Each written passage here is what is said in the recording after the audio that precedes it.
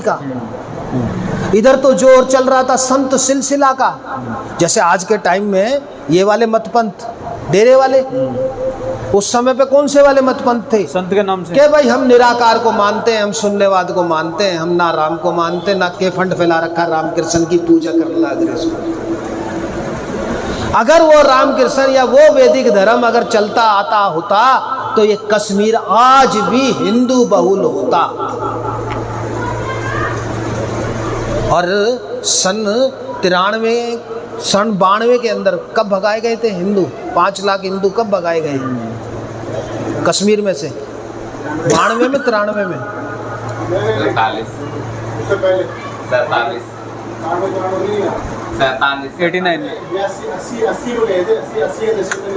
5 लाख हिंदू एक रात के अंदर भगा दिए गए। क्यों भगा दिए गए? सालिब, गालिब और रालिब। इसका मतलब क्या होता है? अपनी बहू बेटियों को छोड़ जाओ और प्रॉपर्टी को छोड़ जाओ और यहाँ से भाग जाओ। अगर नहीं भागे तो तुम्हारा कत्ल कर दिया जाएगा। आज भी क्या हुआ था पहलगाम में? औरत कह रही तुमने मेरे पति को मारा, मुझको भी मार दो। अरे जा तू जाके मोदी को बताना, इसलिए छोड़ रहे हैं कि देख मर्द आए थे जो तुम्हारे पतियों को मार के जा रहे हैं। आज तक पकड़े नहीं गए अभी वो। नहीं, औरतों को नहीं मारते वो। और वो औरतों को क्यों छोड़ते हैं? उनका तो ये है कि जो भी औरत जो युद्ध में मारी गई फिर वो इनकी पत्नियां बन के मुस्लिमों को ही जन्म दिया, दासी बन के। 1470 के अंदर जो जो लोग मारे गए, उस समय पे इतना जो है धर्म का प्रचार, धर्मांतरण का हुआ कि आज वो बजाय हिंदू बहुल के मुस्लिम बहुल हो गया।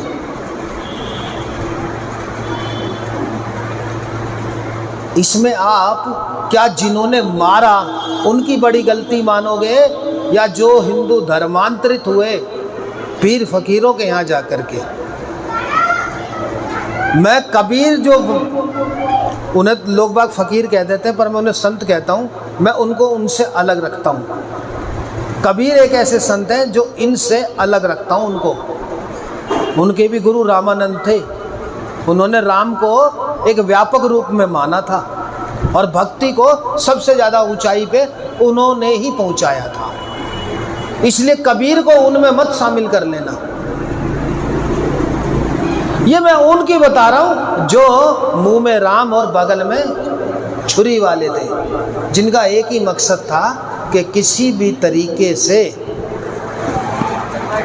इनको तोड़ा जाए। और वो तोड़ने का एक ही तरीका है, ये डायरेक्ट तो मलेच्छ नहीं बनेंगे।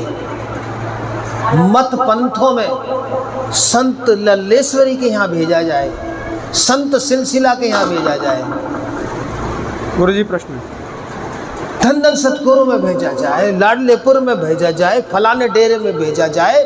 तो जब ये वहाँ पहुँचेंगे तो जैसे बीकर को धीरे धीरे धीरे मेंढक डाल करके, मेंढक को जब बीकर में डाल के पानी में गर्म कर रहा है ना, धीरे धीरे धीरे धीरे मार दिया तो ये अपने आप मर जाएंगे, ये अपने आप धर्मांतरित हो जाएंगे। यही कारण है कि जहाँ जहाँ पर शून्यवाद का जब प्रचार हुआ, बहुत निराकार शून्यवाद को इन्होंने निराकार का नाम दे दिया, तो वो पूरे बुद्ध और महावीर तो हो नहीं पाए थे। तो हुआ क्या? ये अलग से नई डायनेस्टी चालू हो गई। उस डायनेस्टी का नाम था शाह मीर डायनेस्टी।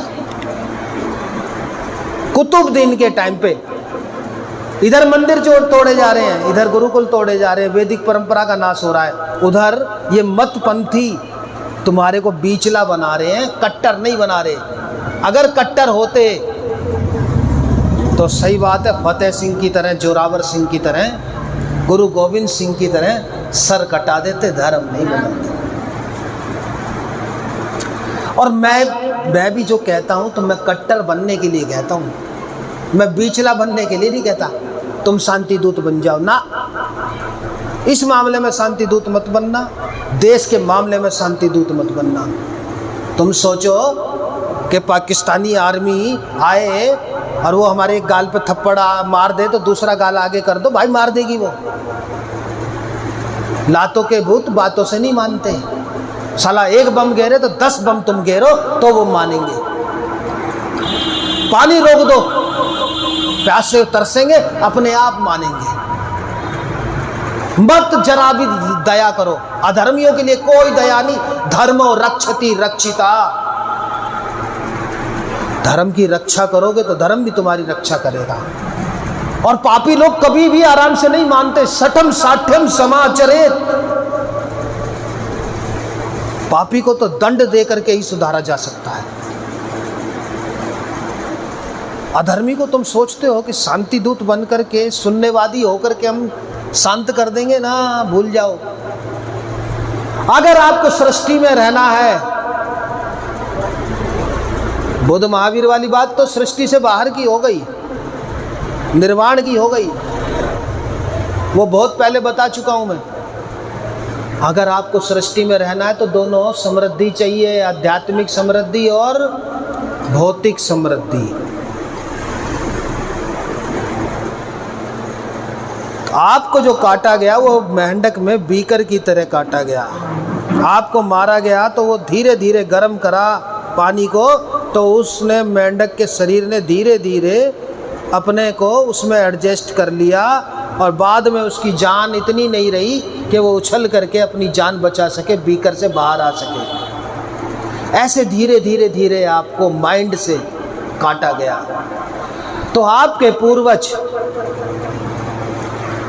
जो पीर, फकीर, सैयद कहा करते थे, जो शेख फरीद, गुलाम फरीद और सरमद सईद पढ़ा करते थे, वो